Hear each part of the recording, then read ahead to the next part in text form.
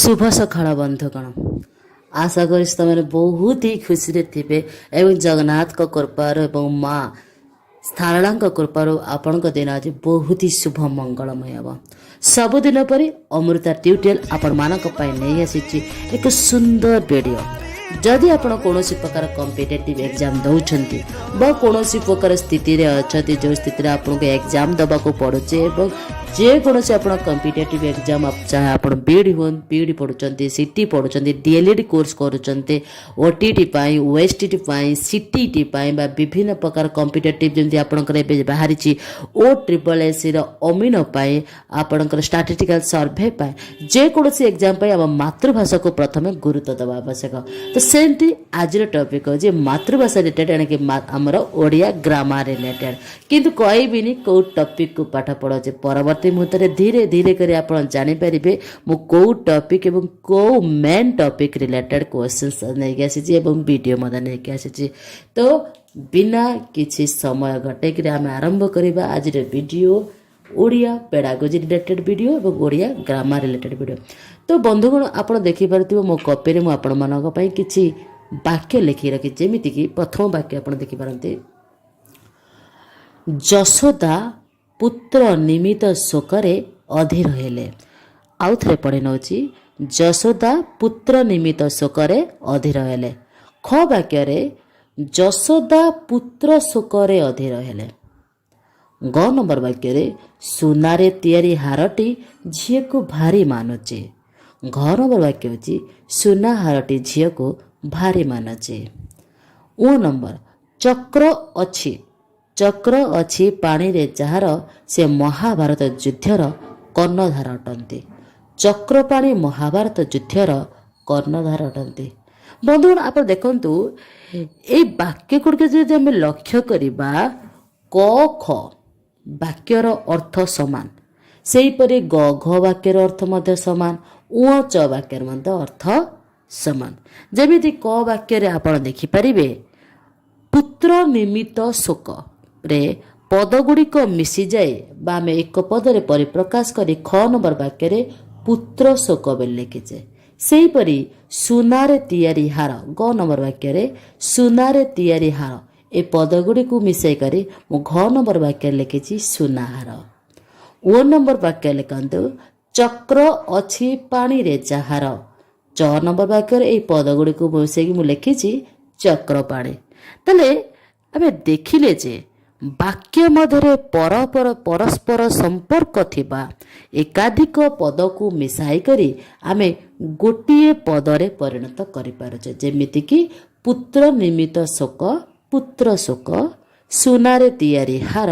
सुनाहार चक्र अच्छी पानी रे जहार चक्र पानी एगुड़ी सब जो एकाधिक पद यह भित्ति करी मु गोटे गोटे पद तैयारी करिछि फल वाक्य आमर छोट हो पारुछि श्रुति मधुर मध्य हो पारुछि एवं व्याकरण शास्त्र रे एई जो एकाधिक पद को आम एक गोटे पदरे परिप्रकाश करुचे ताहाकु आमर कहा जाए कौन समास तो आज विषय वस्तु आपण मैंने पाईगले समास यह हूँ एक बहुत गुरुत्वपूर्ण विषय अपन ध्यान दे देखिए प्रत्येक समास को मु गोटे गोटे क्लास करी कम से मिनिट्र वीडियो करी आपण मानक पई गुटी गुटी करी वीडियो पढ़ाइबी एवं एते रिलेटेड वीडियो एते ग्रासरूट लेवल मु आपण मानक पाठ पढ़ाइबी जहाँकि आपण जोटी ना जो स्थिति रे परिस्थिति रे थांत ना कि आपण को दिमाग रो केबे जीव ना आपण मुंडर केबे ओडिया ग्रामर भूली पारिबे ना समास ताले आम ये कौन जाने समास यदि डेफिनेशन कहीं आमको पचारती आम कौन कहीपर ना परस्पर यदि आप नोट मेकिंग करने चाहते तो लिखिपारे परस्पर संबंध थिबा दुई बा तत्वधिक पद को एक पदरे परिणत करिबा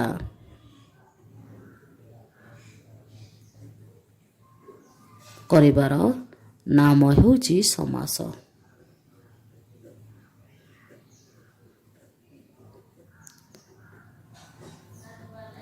परस्पर परस्पर संबंध थिबा दुई बा तत्वधिक पद को एक पदरे परिणत करिबार नाम होची समास। समास प्रक्रिया रे संपर्कित आम केते गुटी जिनस जानले जेमिति कि प्रथमे आम पढ़ले समस्त पद, गोटे होची पूर्व पद, आ गोटे होची पर पद बा आपण ताको कहि पारे मते उत्तर पद, समस्या मान पद, समस्या मान पद सॉरी मु समस्या कहि देतिली।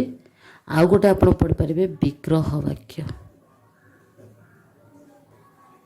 ये समस्त को रिलेटेड होची आपणकर समास रे बुझिपाछथि।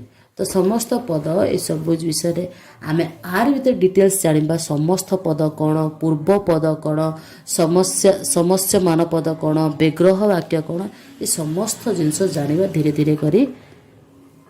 वीडियो को जमा भी स्किप करंतु नहीं, देखंतु। प्रथम होची समस्त पद।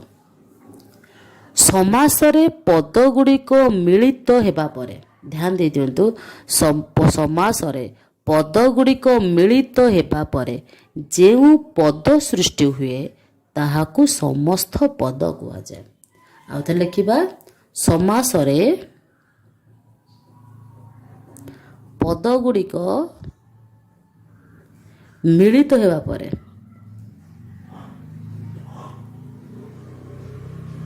जो पद सृष्टि म्हणजे जेमती आपण कहले गोटे वाक्य जो पद सृष्टि हुए ताको ही कहबा समस्त पद।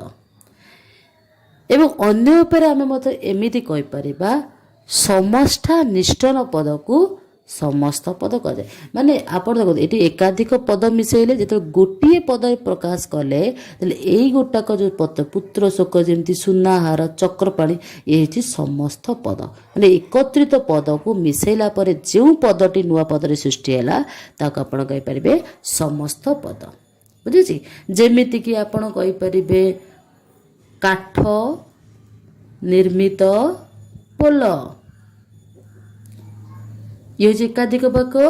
आपण ताकू गोटे वाक्य करें कौन पे काठ पोल। सेहीपरि सिंह चिन्हित आसन, सिंह चिन्हित आसन आपण ताकू कौन कहि परिबे एक पदरे सिंहासन।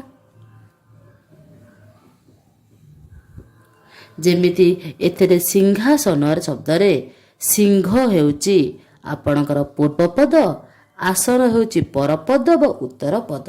सेमती काठ हेउची आपणकर पूर्व पद और पोल हेउची आपणकर उत्तर पद बा पर पद। बुझी ताले एथरे आपे जानले समस्त पद कौन, पूर्व पद कौन, पर पद व उत्तर पद कौन।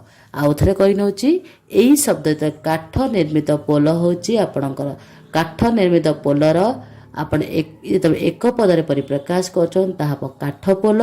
काठ पोलटी हूँ समस्त पद किंतु ये काठ पोल काठ हूँ पूर्व पद आ पोलटी हूँ आपणकर उत्तर पद बा पर पद। सेपरि सिंह हूँ आपणकर सिंहासन हूँ समस्त पद, सिंह हूँ पूर्व पद, आसन सिंहासन पद को संधि विच्छेद करेंगे सिंहस्थ आसन, आसन हूँ आपणकर परम पद सॉरी पर पद बा उत्तर पद। यापर बंधुगण आम जाना समस्या मान पद कौन एवं विग्रह वाक्य कौन। देखो समस्या मान पद कौन, जो पद गुड़िकर मिश्रण रे समस्त पद गठित हुए सही पद गुड़ को आमे गोटे गोटे समस्या मानस पद कहीपर। जमीती कि आप पूर्व देखुए सिंहासन समस्त पदरे सिंह आसन, सिंहासन गोटे समस्त पद कारण यह एकाधिक पद गुड़ को मिसेक गोटे पद हो सिंहासन। तो देखु आप जमी आप कहले ना सिंहासन मुझे कहली काठ पोल सुनाहार यहीपरी देखुचे आप जो सिंहासन काठ पोल ये सब। तो सेमती आप देखिए सिंहासन समस्त पदरे सिंह हूँ गोटे सिंह आप एग्जाम्पल नहीं पारे एठारे सिंहासन सिंहासन केमती हूँ सिंह ଯୁକ୍ତ ଆସନ। ତେଣୁ ଏହା ଯେ ଗୋଟେ ଆପଣଙ୍କର ସମସ୍ତ ପଦ, କିନ୍ତୁ ଏଥିରେ ସିଂହ ଗୋଟେ ହେଉଛି ସମସ୍ୟମାନ ପଦ, ଆସନ ମଧ୍ୟ ହେଉଛି ଗୋଟିଏ ସମସ୍ୟମାନ ପଦ। ତେଣୁକରି କୁହାଗଲା ଯେଉଁ ପଦ ଗୁଡ଼ିକର ମିଶ୍ରଣ ଫଳରେ ଗୋଟେ ସମସ୍ତ ପଦ ଗଠିତ ହେବ ତାହାକୁ ଆମେ କହିପାରିବା ଆପଣଙ୍କର ସମସ୍ୟମାନ ପଦ। ପରବର୍ତ୍ତୀ ମୁହୂର୍ତ୍ତରେ ଆମେ ଦେଖିବା ବିଗ୍ରହ ବାକ୍ୟ କ'ଣ। ଏବଂ ବନ୍ଧୁଗଣ ଇଏ ହେଉଛି ଆପଣମାନଙ୍କର ସମାସ ରିଲେଟେଡ୍ ଗ୍ରାସରୁଟ୍ ଲେଭେଲ୍। ଏହାପରେ ଗୋଟି ସମାସ ବୁଝେଇବି, ଯେମିତିକି ତତ୍ପୁରୁଷ ସମାସ କ'ଣ, ଦ୍ୱିଗୁ ସମାସ କ'ଣ, ବହୁବ୍ରୀହି ସମାସ କ'ଣ, ଗୋଟିଏ କ୍ଲାସ୍ ପୁରା ନେବି ଆପଣମାନଙ୍କର, ବୁଝୁଛି। ପୁରା ମୁଁ ଚାହୁଁଛି ଆପଣମାନେ ଯଦି ପାଠ ପଢ଼ୁଛନ୍ତି ଭଲସେ ପଢ଼ନ୍ତୁ, ଯଦି ପଢ଼ୁନାହାନ୍ତି ପୁରା ଛାଡ଼ି ଦିଅନ୍ତୁ, କାରଣ ଆମକୁ ଭବିଷ୍ୟତରେ ଗୋଟେ ଶିକ୍ଷକ ହେବାର ଅଛି। ତେଣୁ ଆମକୁ ଆମ ପ୍ରଥମେ ମାଇଣ୍ଡ ସେଟ୍ କରିବାର ଅଛି, ମୁଁ ପାଠ ପଢ଼ିବି, ମାନେ ମୁଁ ଜଣେ ଛାତ୍ର। ପ୍ରଥମେ ବିଗ୍ରହ ବାକ୍ୟ ଦେଖିବା। ସମାସ ଅନ୍ତର୍ଗତ ପଦମାନଙ୍କର ପରସ୍ପର ସମ୍ବନ୍ଧ ଜାଣିବା ପାଇଁ ଯେଉଁ ବାକ୍ୟ ଗଢ଼ାଯାଏ ତାକୁ ବିଗ୍ରହ। ତାହେଲେ ଆପଣଙ୍କର ହେଉଛି ସମାସର ପଦମାନଙ୍କର ପରସ୍ପର ସମ୍ବନ୍ଧ ଜାଣିବା ପାଇଁ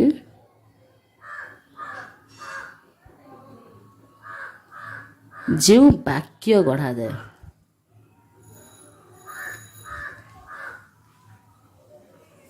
ତାହାକୁ ବିଗ୍ରହ ବାକ୍ୟ କୁହାଯାଏ। ସମସ୍ତର ପଦମାନଙ୍କର ପରସ୍ପର ସମ୍ବନ୍ଧ ଜାଣିବା ପାଇଁ ଯେଉଁ ବାକ୍ୟ ଆମେ କରୁ ତାକୁ ଆମେ କହିପାରିବା ବିଗ୍ରହ ବାକ୍ୟ। ବିଗ୍ରହ ବାକ୍ୟକୁ ମଧ୍ୟ ଆମେ ବ୍ୟାସ ବାକ୍ୟ କହିପାରିବା, ସମାସ ବାକ୍ୟ ମଧ୍ୟ କହିପାରିବା। ଇଏ ଥିଲା ଆପଣମାନଙ୍କ ପାଇଁ ବନ୍ଧୁଗଣ ସମାସ ରିଲେଟେଡ୍ ପ୍ରଥମେ ଗ୍ରାସରୁଟ୍ ଲେଭେଲ୍।